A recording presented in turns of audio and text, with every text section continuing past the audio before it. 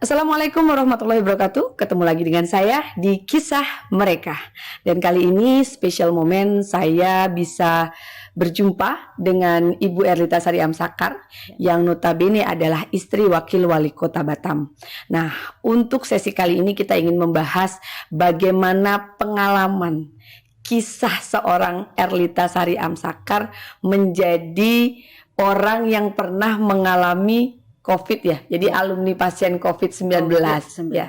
Dan itu berlaku sudah berapa lama dari sekarang?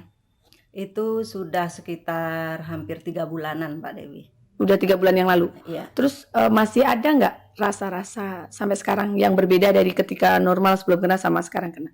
Masih ada, terus kalau terlalu capek gitu agak terasa kayak nggak enak badan gitu, masih agak lemas-lemas. Setelah 3 bulan. Iya. Kemudian apa nih? Sebelum kita bercerita tentang pengalamannya, apa yang menjadi reaksi Bu Erlita ketika ada orang yang tidak percaya dengan keberadaan COVID itu? Ya, saya sangat kayak marah gitu kan ketika orang menyebut nggak ada itu COVID gitu kan. Saya percaya bahwa COVID itu ada. Karena saya sendiri sudah diserang dan sudah merasakan sendiri bagaimana sakitnya ketika kena COVID tersebut. Dan pada saat itu saya merasakan badan itu kan ada yang bergejala, ada yang tidak ya Mbak Dewi. Kalau saya mengalaminya yang bergejala. Semua gejala? Semua gejala. Badan panas, meriang, kepala sakit, mulai dari dada sakit sampai nembus ke punggung. Bahkan itu ya, apa sempat kritis ya? Sempat kritis. Itu saya mengalami panas tinggi, yang tingginya sampai 40 Mbak Dewi, itu saya sudah menggigil, bibir saya sudah menghitam, dan tangan ini semuanya sudah membiru, sudah menghitam itu, dan saya sampai tak sadarkan diri. Nah, awalnya saya tidur biasa. Nah, pada saat itu puasa pertama itu hari ketiga kami dirawat. Nah, pada saat itulah saya merasakan yang serangannya yang luar biasa Mbak Dewi, itu di hari ketiga. Itu bisa diceritain nggak awal muasalnya ketika pada akhirnya Ibu tahu bahwa itu COVID, kemudian apa yang memutuskan atau menyebabkan Ibu memilih untuk akhirnya dirawat ke rumah sakit? Ya, awalnya itu kami kan berkegiatan Mbak Dewi, hari-hari sering turun ke masyarakat gitu kan, bersilaturahim.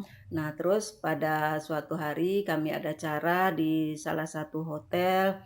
Nah, dari situ kami selesai acara itu sekitar jam 4 sore habis asar, terus pulang sampai di rumah mandi, semua ganti pakaian sampai di rumah. Nah, terus sudah mandi, sholat maghrib. Nah, sudah maghrib itu badan terasa sudah agak meriang Mbak Dewi, sudah terasa dingin gitu, udah enggak karu-karuan nih rasa badan. Nah, terus bawa istirahat, saya minum paracetamol Mbak Dewi. Oh, sempat ada ini ya, tindakan pertama. Ya, dikira hanya sakit biasa. Iya, nah minum paracetamol, setelah minum paracetamol bawa tidur berkeringat. Nah, tengah malam terbangun, badan terasa panas gitu kan, kepala sudah mulai sakit. Nah, terus saya bawa minum air putih panas. Sudah minum air putih panas, dia berkeringat. Nah, terus bawa tidur lagi. Udah tidur pagi, bangun tidur itu udah agak enakan sedikit Mbak Dewi. Itu curiga nggak kalau jangan-jangan saya kena COVID? Ada kecurigaan itu? Ada kecurigaan. Padahal Ibu termasuk orang yang sangat ketat terhadap prokes untuk masalah cuci tangan, masalah hand sanitizer kan, karena kebetulan karena Ibu seorang pejabat jadi terkait dengan ajudan protokol tuh benar-benar ketat, tapi tetap juga terkena ya pada itu. Jadi langsung dilakukan swab atau gimana? Paginya bangun tidur pagi, waduh jangan-jangan ini COVID gitu kan. Bapak juga udah demam-demam Mbak Dewi, udah meriang-meriang juga pada waktu itu. Jadi Bapak dulu atau Ibu dulu? Bapak dulu demam. Oh, Bapak demam. Dulu demam. Nah, terus Bapak tetap berkegiatan. Nah, terus sudah itu pas acara di belakang Padang, Bapak masih demam itu, tapi dilawan dia kan. Nah, saya di rumah, terus datanglah ini orang dari RSUD untuk melakukan swab di rumah. Nah, terus dilakukan swab pagi itu, kemudian sorenya sekitar jam 1 lah keluar hasil swabnya. Nah, terus kami dinyatakan positif. Oh, itu sudah perasaan sudah enggak itu perasaan karu-karuan ya pasti ya sudah ya. Terus bingung harus ngapain. Saya itu membayangkan Mbak Dewi, bayangkanlah orang COVID yang begitu dirawat terus yang sendiri gitu kan, yang tidak boleh dijenguk keluarga, dijenguk sahabat gitu kan. Saya udah membayangkan wah begitu terasing gitu kan, sendiri di ruangan yang kecil, isolasi gitu kan, gimana gitu kan. Nah, setelah itu dinyatakan positif, kami pun dianjurkan dirawat gitu kan. Pertama sempat kami bilang nggak usah dirawat lah, kami karantina di rumah saja. Oh, jadi sempat ada permintaan ya karena kekhawatiran diisolasi itu. Oke. Jadi sempat kami dirawat di rumah saja karena kami berdua positif, kan bisa di satu kamar berdua juga kan, di rumah saling merawat lah kami berdua gitu Mbak Dewi. Nah, terus dokter Didi menyarankan sebaiknya dirawat saja Bapak sama Ibu, karena tahu nanti takutnya gitu kan hari kedua, hari ketiga. Nah, Pak Didi sudah nganjurkan begitu. Nah, terus oke lah Pak Didi, kalau begitu kami laksanakanlah anjuran Pak Didi. Nah, terus berangkatlah kami jam 3-an ke Rumah Sakit Awal Bros. Nah, di situ kami dicek, langsung dibawa ke ruang UGD. Nah, jadi kenapa dibawa ke ruang UGD? Kondisinya Ibu ketika berangkat ke sana dalam kondisi sehat atau sakit tadi? Udah meriang-meriang gitu. Oh, tapi masih udah kuat demam, ya? Tapi masih kuat jalan. UGD untuk pemeriksaan awal pemeriksaan awal. Nah, terus dicek semua, jantung bagus, aliran oksigennya juga bagus, tensi normal. Cuman panas saja yang tinggi Mbak Dewi, itu pada saat itu 37,9 gitu. Oh, karena demam itu ya. Karena terus demam Bu, tinggi. Mungkin banyak pertanyaan pemirsa di rumah karena pada waktu itu kan juga karena Bapak sebagai kepala daerah kan sudah divaksin ya. Terus pertanyaan yang mungkin timbul di masyarakat itu, Bapak kan udah vaksin, kenapa kena juga gitu? Iya, Bapak memang sudah divaksin 2 kali, tapi Bapak cuman bergejala di penciumannya yang hilang Mbak Dewi. Terus rasa makan itu dia tak ada rasa. Kemudian penciumannya hilang. Nah, jadi artinya pembedanya pada waktu itu tuh andai Bapak itu belum divaksin juga pasti imunnya tidak akan sekuat itu karena sudah divaksin. Jadi beliau positif tapi tidak bergejala. Gejalanya hanya hilang penciuman saja. Kalau sampai yang demam dan lain-lain dirasakan Ibu karena kebetulan Ibu baru setelah vaksin ya? Belum hari itu vaksin kalau nggak salah ya? Hari Jumatnya vaksin Mbak Dewi.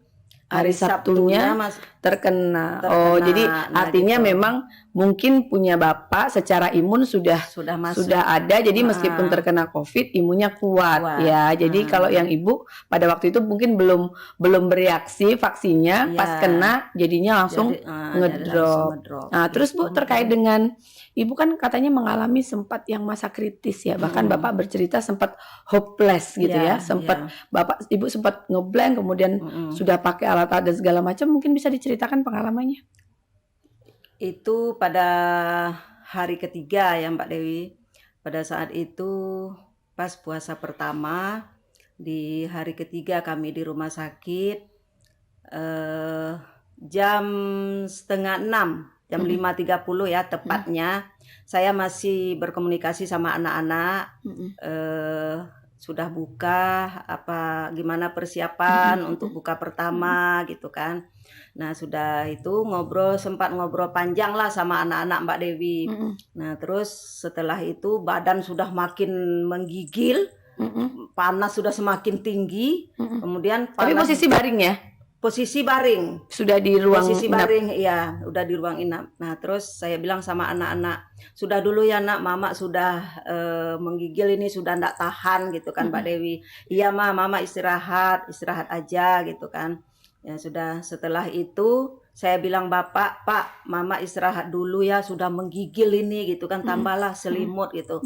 Ditambahlah selimut Mbak Dewi, udah 2 kan selimutnya. Jadi enggak juga terasa masih juga menggigil. Pada waktu itu berapa derajat?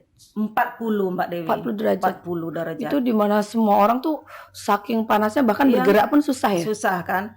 Nah, pada saat itu perasaan saya tidur nyenyak. Pak, Mama tidur dulu ya gitu kan. Iya, Mama tidurlah, istirahat kata dia kan. Jadi pas tidur gitu Mbak Dewi udah tertidur aja, perasaan saya tuh udah tidur nyenyak gitu.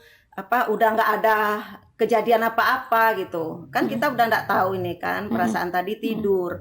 Nah, ternyata menurut keterangan Bapak saya itu tidak tidur Mbak Dewi. Pingsan itu ya. Pingsan. Bahkan sampai kritis ya dibilang. Kritis dan terus sampai tempat tidur itu bergoyang Mbak Dewi. Oh, maksudnya kondisinya ibu perasaannya tidur, Saya tetapi tidur, tapi saya kesaksiannya menggigil kesaksiannya gitu. Bapak itu mungkin karena sakit yang luar biasa, kemudian tubuh juga sudah tidak bisa menerima lagi, Iya. akhirnya secara fisik menggigil. Tetapi perasaan ibu tidur karena mungkin sudah tidak kuat sakit dan pingsan ya. Ya, pingsan. Oke. Nah, kata Terus? Bapak saya dia ngajak ngobrol, tapi yang saya obrolin tuh entah kemana-mana gitu, pandangan mata saya tuh udah Sementara kosong ibu gitu. merasa sudah tidur. Saya perasaan tidur nyenyak. Nah, Gitu pada ya. saat itu, iya Mbak Dewi. Makanya sudah sebenarnya ini perjuangan antara hidup dan mati Iya. ya, dan tidak bisa disepelekan untuk. Iya. Padahal ibu ada penyakit bawaan, mungkin kan orang-orang yang merasa bahwasanya orang yang seperti itu terkena ada penyakit bawaan. Ibu ada penyakit bawaan? Sebelumnya tidak ada Mbak Dewi. Saya nggak punya penyakit bawaan, jantung nggak ada, tensi juga tidak, Kolesterol, kemudian sesak paru-paru nafas. juga tidak, kolesterol adalah tapi tidak lila yang setinggi kayak Artinya orang-orang tidak gitu. ada ini ya? Tidak ada lah yang Tidak ada selama ini setahu penyakit bawaan yang berbahaya gitu kan. Tapi setelah dicek pada malam itu ternyata paru-paru saya tuh sudah diserang sama COVID itu Mbak Dewi. Cepat banget ya, berarti Cepat. di hari ketiga yang terasa gejalanya itu sudah ada vonis bahwa virusnya sudah sampai ke paru-paru. Itu Kemudian sudah putih paru-paru saya. penanganan yang dilakukan oleh dokter sendiri pada saat itu yang seingat ibu apa? Nah, saya sudah tidak sadar Mbak Dewi. Itu Bapak yang tahu entah alat apa yang sudah dimasukkan ke badan saya tidak tahu lagi. Tapi katanya sampai setelah itu asupan obat yang harus diminum sekian banyak gitu ya? Iya, itu ada 10 macam obat. Itu ada obat sakit kepalanya, ada obat penurun panas, Dan harus diminum semuanya? Harus diminum 10 macam obat kalau tak salah saya. Nah, terus ada lagi obat yang untuk membersihkan virus dari paru-paru itu tadi Mbak Dewi. Itu namanya Gamaras.